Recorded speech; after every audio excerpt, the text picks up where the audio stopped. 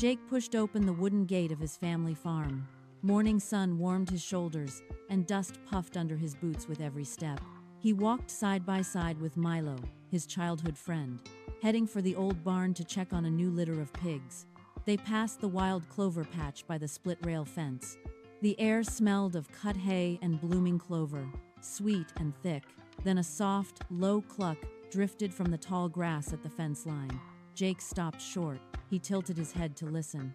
A second cluck came, quieter this time, almost hidden by the wind.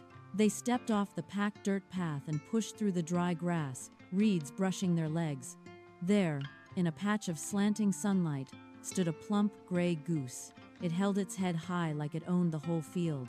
At its webbed feet sat an egg. It shone like polished sunlight, solid and heavy against the green grass.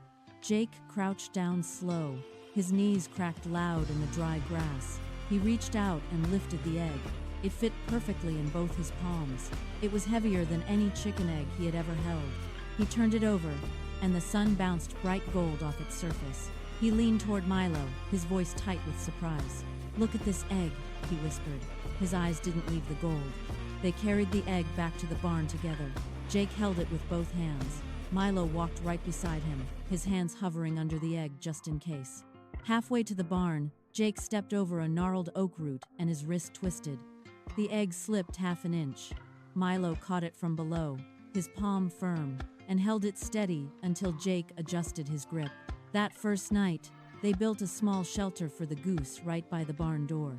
They put fresh water in a heavy clay bowl and spread cracked corn across the soft dirt. Next morning, Jake got up before the sun rose. He walked to the shelter to check. The goose was standing right by the gate. At her feet lay a second golden egg, just as bright as the first. Day after day, the pattern stayed the same. The goose laid one golden egg every single morning. Jake and Milo took turns caring for her. One would fetch fresh water from the deep well each morning, the bucket swinging heavy with every step. The other would scatter cracked corn in her pen, breaking kernels against the palm of a hand. They planted a small vegetable garden right beside the barn to grow extra scraps for her to eat.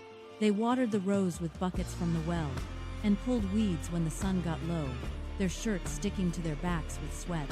By the end of the first month, they had 30 golden eggs stacked safe in a locked wooden chest. That evening, they dragged the chest out to the porch. They sat on the splintered steps, watching the sunset paint the sky pink and orange. The goose dozed in the grass a few feet away, slow breath lifting her feathers. Milo ran a hand along the edge of the locked chest. He didn't try to open it. The thought of cutting the goose open to get all the gold at once crossed both their minds, silent and unspoken. Neither said it out loud.